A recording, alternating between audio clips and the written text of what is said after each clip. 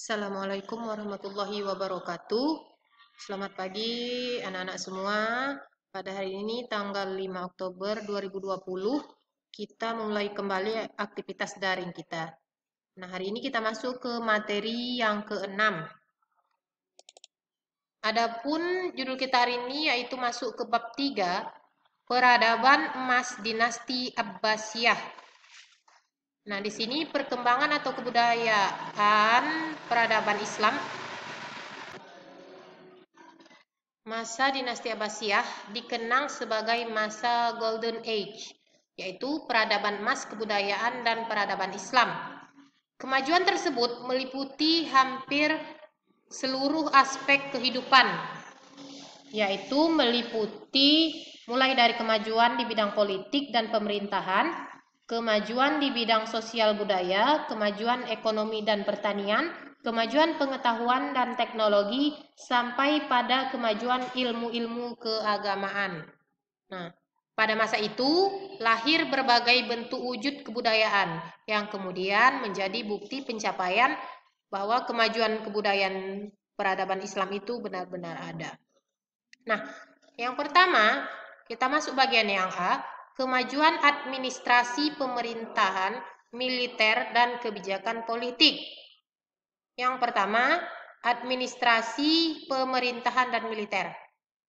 Di sini dijelaskan agar semua kebijakan pemerintah berjalan dengan baik dan lancar, kekhalifahan dinasti Abbasiyah memperbaharui ketiga administrasi tersebut.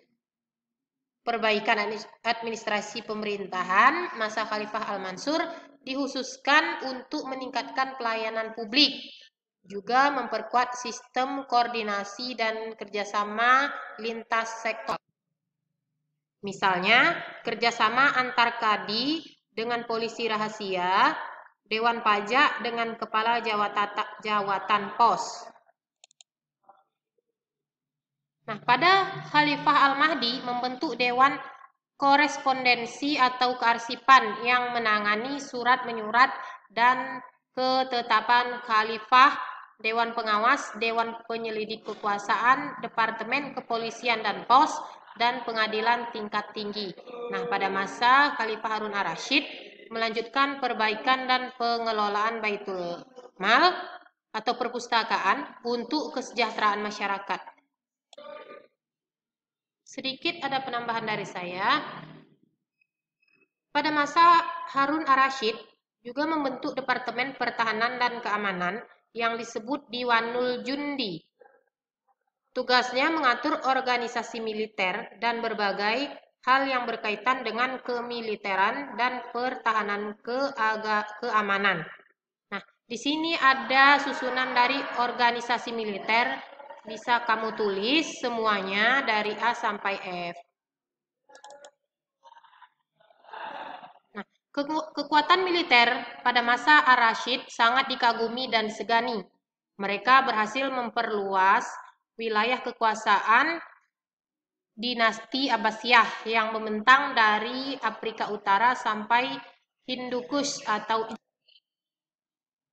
secara keseluruhan, wilayah kekuasaan dinasti Abbasiyah yang berpusat di Baghdad meliputi Saudi Arabia, Yaman, Oman, Uni Emirat Arab, dan lainnya. Nah, di sini saya lampirkan hanya 4, tetapi di sini masih banyak lagi kota-kota yang meliputi yang berpusat di Baghdad.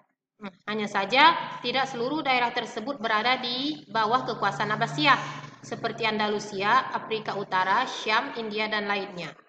Sebab dinasti ini menerapkan sistem demokrasi secara merata, bukan hanya dipegang oleh bangsa Arab. Artinya, setiap daerah memiliki wewenang untuk memimpin daerahnya masing-masing.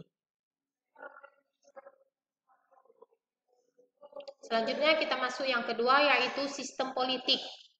Di sini dijelaskan, sejarawan telah membagi silsilah kekhalifahan dinasti Abbasiyah menjadi 4 periode yang disesuaikan dengan perubahan politik, sosial, dan budaya, yaitu sebagai berikut.